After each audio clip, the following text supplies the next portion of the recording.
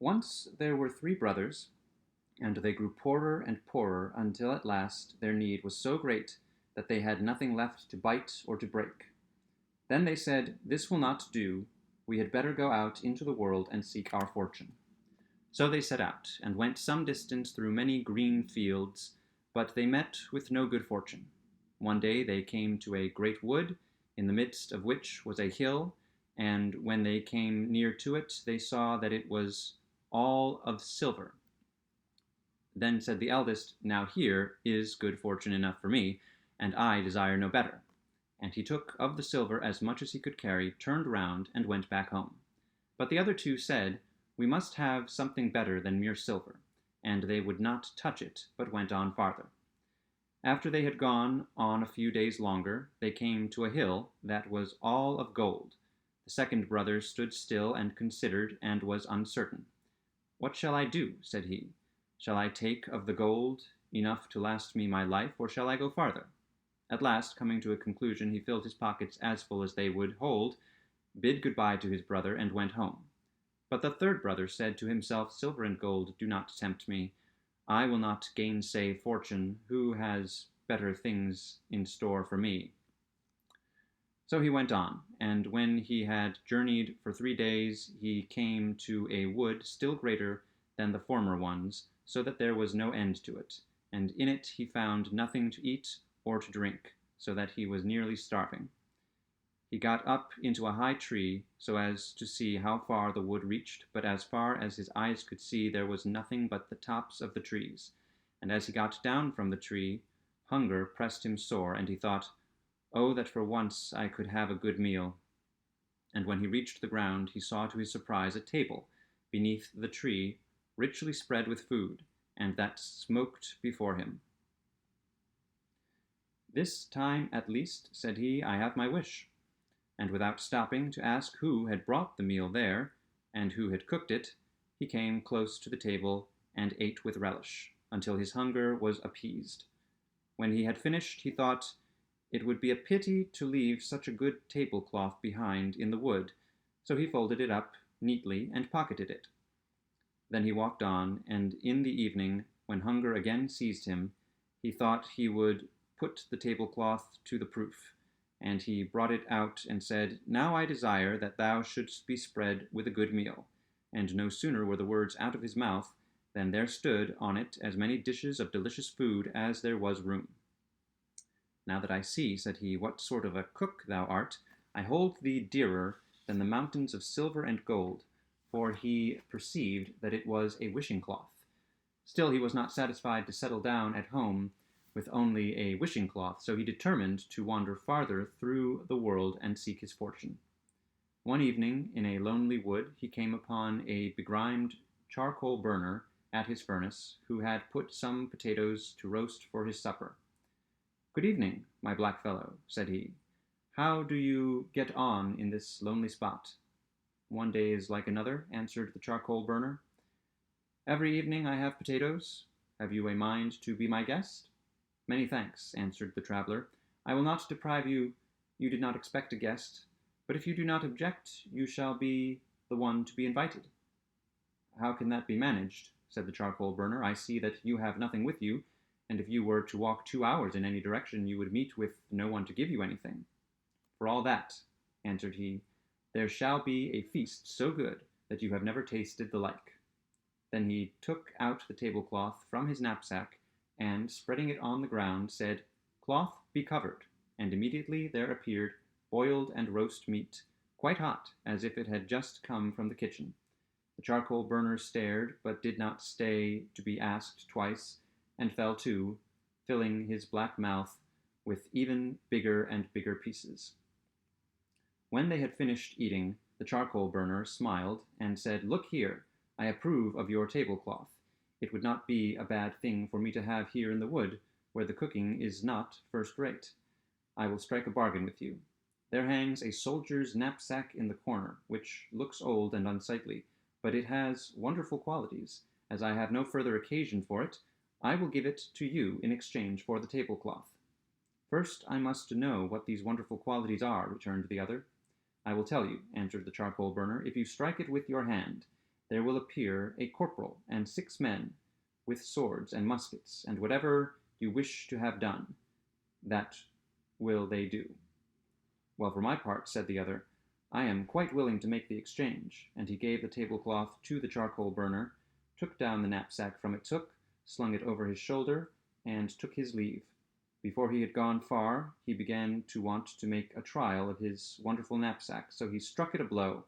At once 7 soldiers appeared before him, and the corporal said, What does my lord and master please to want? March in haste to the charcoal burner, and demand my wishing cloth back, said the man. They wheeled round to the left, and were not long before they had accomplished his desire, and taken away, without wasting many words, the wishing cloth from the charcoal burner. Having dismissed them, he wandered on, expecting still more wonderful luck. About sunset he fell in with another charcoal burner, who was getting his supper ready at the fire. Will you join me? Said this black fellow. Potatoes and salt, without butter. Sit down to it with me. No, answered he, this time you shall be my guest. And he spread out his tablecloth, and it was directly covered with the most delicious victuals. So they ate and drank together and were merry. After the meal was over, the charcoal burner said, Over there, on the bench, lies an old worn-out hat, which has wonderful properties. If you put it on and draw it well over your head, it is as if a dozen field pieces went off, one after the other, shooting everything down so that no one can stand against them. This hat is of no use to me, and I will give it to you in exchange for the tablecloth. All right, answered the other, taking the hat and carrying it off, and leaving the tablecloth behind him.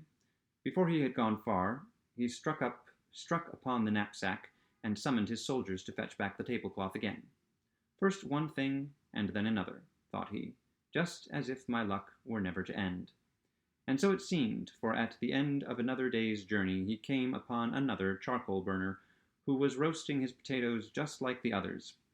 He invited him to eat with him off his wishing cloth, to which the charcoal burner took such a fancy that he gave him for it a horn, which had different properties still from the hat. If a man blew on it, down fell all walls and fortresses, and finally towns and villages in heaps. So the man gave the tablecloth in exchange for it to the charcoal burner, afterwards sending his men to fetch it back, so that at last he had in his possession knapsack, hat, and horn, all at one time. Now, said he, I am a made man, and it is time to go home again, and see how my brothers are faring. When he reached home, he found that his brothers had built themselves a fine house with their silver and gold, and lived in clover. He went to see them, but because he wore a half-worn-out coat, a shabby hat, and the old knapsack on his back, they would not recognize him as their brother.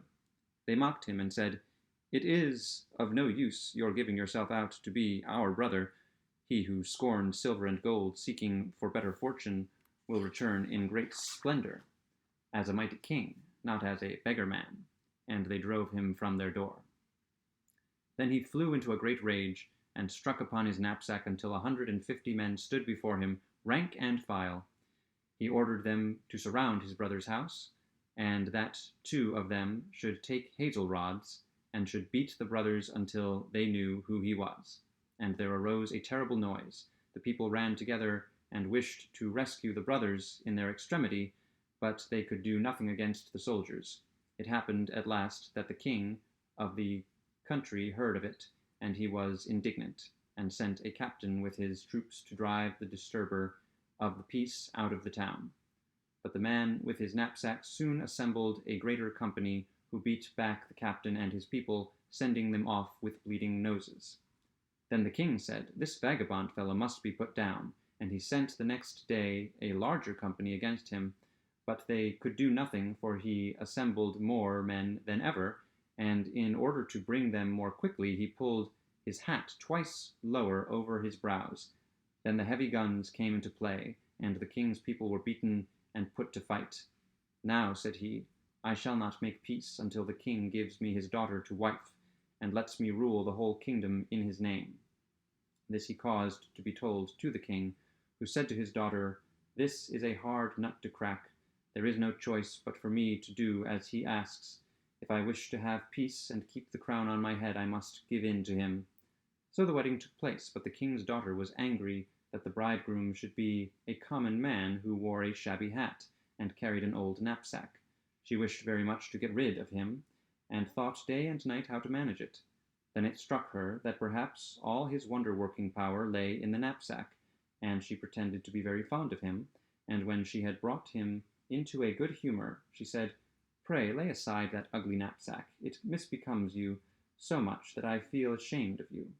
"My dear child," answered he, "this knapsack is my greatest treasure. So long as I keep it, I need not fear anything in the whole world." And then he showed her with what wonderful qualities it was endowed. Then she fell on his neck, as if she would have kissed him, but by a clever trick she slipped the knapsack over his shoulder and ran away with it. As soon as she was alone, she struck upon it and summoned the soldiers, and bade them seize her husband and bring him to the king's palace. They obeyed, and the false woman had many more to follow behind, so as to be ready to drive him out of the country. He would have been quite done for if he had not still kept the hat. As soon as he could get his hands free, he pulled it twice forward on his head, and then the cannon began to thunder and beat all down, till at last the king's daughter had to come and to beg pardon. And as she so movingly prayed and promised to behave better, he raised her up and made peace with her. Then she grew very kind to him, and seemed to love him very much, and he grew so deluded that one day he confided to her that even if he were deprived of his knapsack, nothing could be done against him as long as he should keep the old hat. And when she knew the secret, she waited until he had gone to sleep, then she carried off the hat, and had him driven out into the streets. Still the horn remained to him, and in great wrath he blew a great blast upon it, and down came walls and fortresses, towns and villages, and buried the king and his daughter among their ruins. If he had not set down the horn when he did, and if he had blown a little longer, all the houses would have tumbled down, and there would not have been left one stone upon another. After this no one dared to withstand him, and he made himself king over the whole country.